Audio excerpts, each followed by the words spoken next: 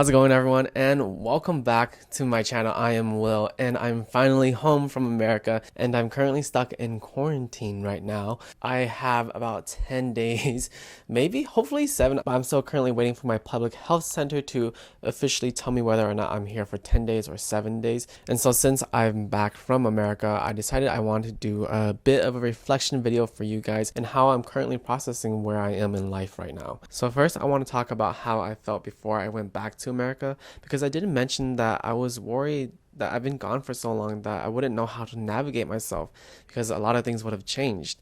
And because with change, I didn't know whether or not I would have anyone to come back home to. And with that worry of not having anyone to come back home to, there was a little bit of fear residing inside of me when I landed back in the States. But I was fortunate enough to find that even after 2 years, I was more than welcome back home. It was actually kind of strange to find so many people wanting my time. To be honest, these past 2 weeks felt more like a chore than it did an actual vacation. I think out of the 20 days I spent in America, I only really had like 3 full days to myself. But it was really fun to catch up with everyone, see how everyone's doing, and see how much has changed and also how much hasn't. And I felt that while I was catching up with everyone, I did feel like I was kind of analyzing and observing a lot of my friends and families and seeing where they are in life.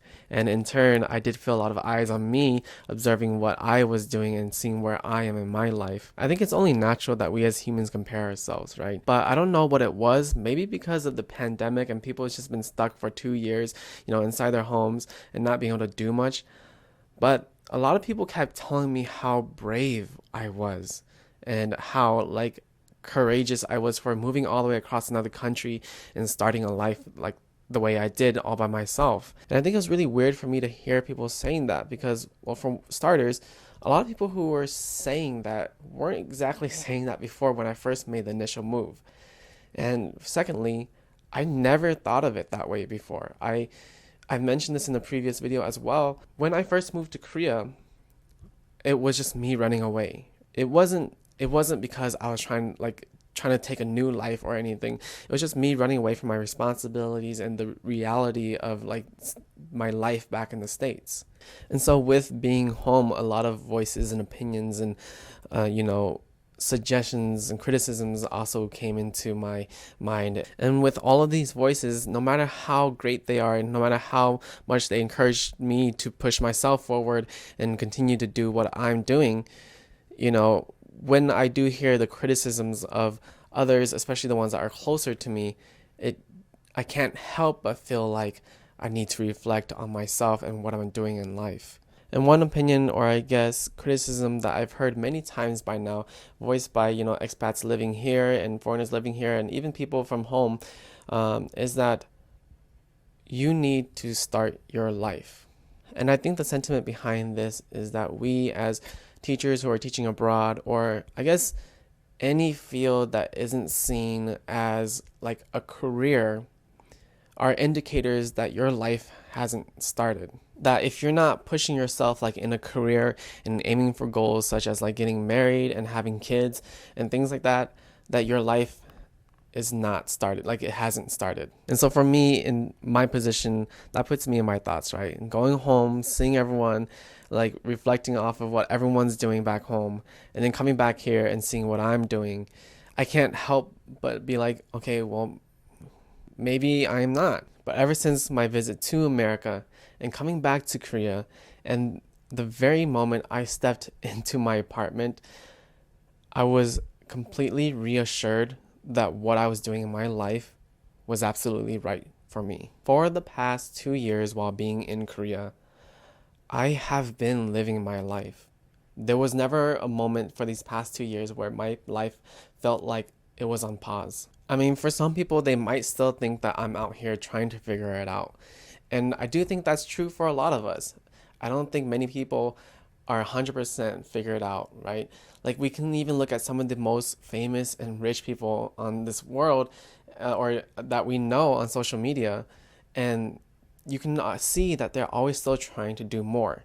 If we look at Elon Musk and everything he's doing with SpaceX and Tesla, and then we look at Mark Zuckerberg, where he just came back and tried to shift Facebook into Meta, right? And even some of the most famous and popular YouTubers like the Paul brothers, they made a huge shift into the boxing scene. The reality is, no one truly has it figured out. No one truly knows what they want to do for the rest of their lives. But there's one thing that I've confirmed since coming back is that there are a lot of things that I don't want to do for the rest of my life. There have been a lot of things I've changed back home, but there are a lot of core characteristics that haven't changed. And that made me realize that the past 2 weeks while I was there, I observed that for a moment, if I had chosen to stay in America right now, my growth as a person, as myself, as an individual would have been stunted.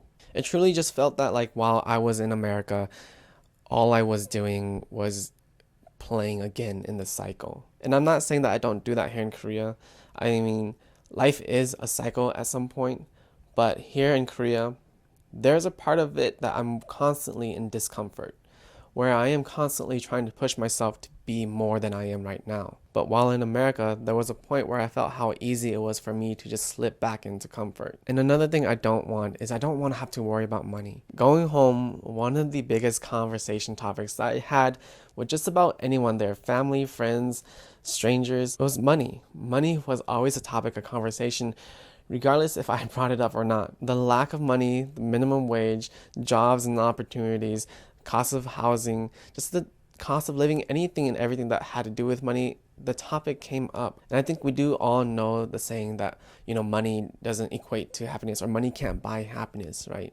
But I think in the current societal structures that we live in, and especially with the current status of America, or the current status of where I would be if I went back home to America, there is a connection between the lack of money and a lack of happiness. And the one thing I knew for sure while being in America is that there was rarely ever a point where I was worried about money. I'm not saying that I'm rich over here, but I am saying that I am so, financially stable that I don't worry about money in the sense that I'm wondering when my next paycheck is. And then along with money, I don't want to go back home and force myself into a job or career where I end up just hating myself or hating the life that I chose. While home, my grandma said this to me.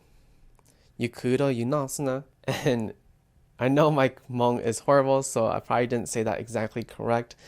But the direct translation basically means that we work to eat. And I know it sounds like a very simple meaning, but in the context, in the conversation that I was having with her, she was saying that whoever you may be with, wherever you are, whatever you may be doing in your life, all we're really doing at the end of the day is we're working to feed ourselves. If all we're really doing is, working to survive, then why am I not working to survive where I'm happy?